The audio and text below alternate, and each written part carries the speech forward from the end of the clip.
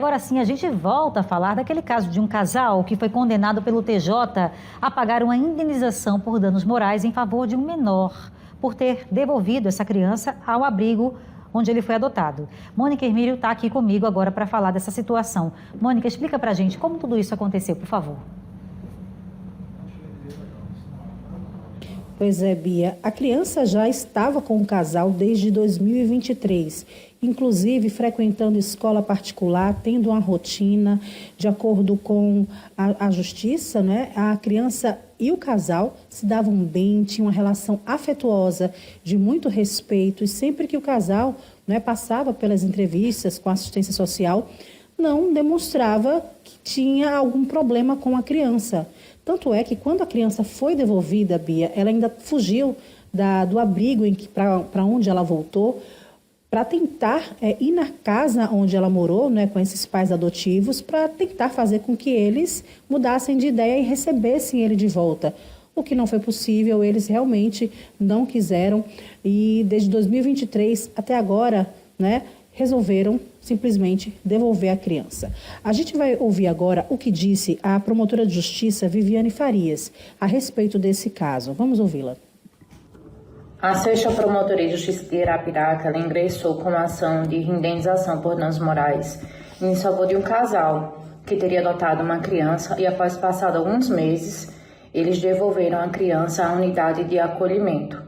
É importante mencionar que houve todo o trâmite legal, o casal estava devidamente habilitado no Cadastro Nacional de Adoção, que após a escolha do casal houve o período de convivência, o casal se pronunciou, sinalizou pelo interesse na adoção da criança e passado alguns meses o casal simplesmente chegou diante da justiça e sinalizou seu interesse em devolver a criança para a unidade de acolhimento. O Ministério Público entendeu que, não obstante, não existe a vedação legal quanto a isso, mas o fato é que a adoção é ato irrevogável. E, no caso em específico, gerou grandes traumas psicológicos para a criança, porque em certo momento, em atitude de desespero, a criança chegou até a fugir do abrigo na tentativa de retomar e resgatar aquela sua família que era tão sonhada e tão desejada. Então, diante de tudo isso, de toda a expectativa que foi frustrada, de todos os abalos psicológicos e emocionais sofridos naquela criança, o Ministério Público ajuizou a ação de indenização por danos morais, que recentemente foi julgada. E o referido casal foi condenado à indenização por R$10 mil frente ao ato praticado. A gente fica, né, sem entender, né, a capacidade do ser humano, falando agora, me colocando como mãe, né, de você... Claro, criança dá trabalho, adolescente dá trabalho, isso a gente sabe.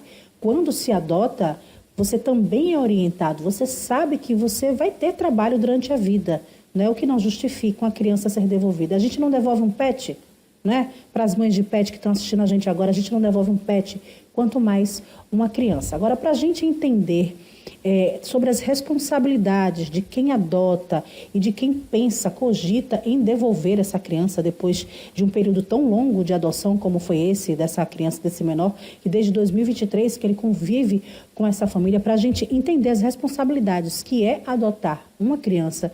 Eu converso agora com a advogada da família, Gabriela Soares, que já está aqui com a gente. Doutora Gabriela, a gente fica até sem palavras, né? Que bom que é difícil a gente ver casos como esse, mas infelizmente existem e acontecem casos como esse, de famílias devolvendo crianças. Qual é a responsabilidade, né, na hora de adotar, antes, durante e depois? Boa noite. Boa noite, Mônica. Boa noite a todos.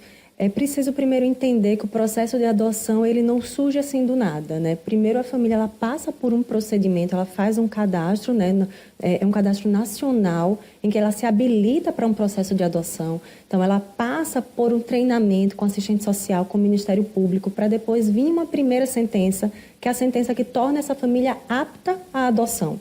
Então, só depois é que é feito um cruzamento desta família com as crianças que estão aptas a serem adotadas. Então, é um procedimento muito longo, em que ela tem ciência dessa responsabilidade desde o início, desde que essa família ela se propõe ao procedimento da adoção. Então, O que é assustador nesse caso é porque essa criança ela conviveu desde 2023. Então, assim, há a formação desse vínculo afetivo. Não há como negar que essa criança ela já se sentia pertencente a essa família, né? Então, o processo de adoção, ele passa por um procedimento prévio, que é uma guarda provisória, e só após esse período de estágio de convivência, com parecer favorável do Ministério Público, é que vem a sentença dando a adoção definitiva, ou seja, constituindo esse vínculo de filiação dessa criança com esses pais adotivos. E a partir daí, após essa sentença, a adoção ela é irretratável pela lei. Então, trazendo um pouquinho da tua pergunta, o que é que isso significa? Durante esse período de estágio de convivência, dessa guarda provisória, a lei, infelizmente, ainda permite a devolução. Mas isso não significa que vai ser sem nenhum dano para essa criança. É óbvio que vai ter dano. Após essa sentença de adoção, aí sim, já é um ato ilícito, não há o que se falar em devolução dessa criança. Isso gera o dever de indenizar, como corretamente ocorreu nesse caso. A gente poderia classificar isso como abandono depois que sai a sentença? É um ato ilícito, né? Então, você descumpre um mandamento legal e causa um abandono afetivo, mas principalmente também causa um abandono material, porque nesse caso essa criança também já estava matriculada e toda ambientada nesse processo. Em relação ao dano moral, nossa, que é um dano que a gente não tem como mensurar, né? O quanto que essa criança, que já foi revitimizada lá atrás, já foi abandonada lá atrás, passou por todo esse procedimento novamente. Então, sim, por conta desse abandono, gera o dever de indenização. No caso dessa família, gerou uma multa de R$10 mil.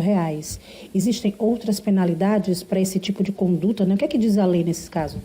Uma vez reconhecida a filiação, ou seja, houve a concretização desse processo de adoção, pode gerar o dever de pagar pensão alimentícia para essa criança enquanto ela tiver necessidade, criança, adolescente, jovem, adulto, porque o vínculo da paternidade e da maternidade não vai ser rompido, né? Então, assim, eu não tive acesso ao caso, né? Um processo que corre em segredo de justiça, não tem como a gente entrar em todos esses detalhes, mas formado esse vínculo mesmo de filiação, gera esse dever também de pensão alimentícia.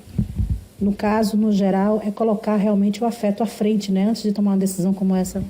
E é isso que me assusta, porque é um procedimento tão longo, né? Desde o início do cadastro nacional da adoção até o processo de adoção em si. Então, teve todo esse percurso para agora, né? No momento em que você já tem a felicidade de ter um filho, que é um projeto de vida, né? Um projeto de uma família, simplesmente devolver, não sabemos os motivos, né? Mas é uma situação muito triste. Okay, obrigado pelas informações. Eu conversei com a advogada da família Gabriela Soares, portanto, está aí, Bia. São vários casos, várias coisas a serem analisadas, né? Como a advogada bem colocou, nesse caso, casos como esse correm em segredo de justiça, né? A gente não sabe os detalhes, né? Por exemplo, a motivação desses pais, né? Dessas duas pessoas para devolverem essa criança, mas de toda forma é uma história lamentável, né? Voltamos com você.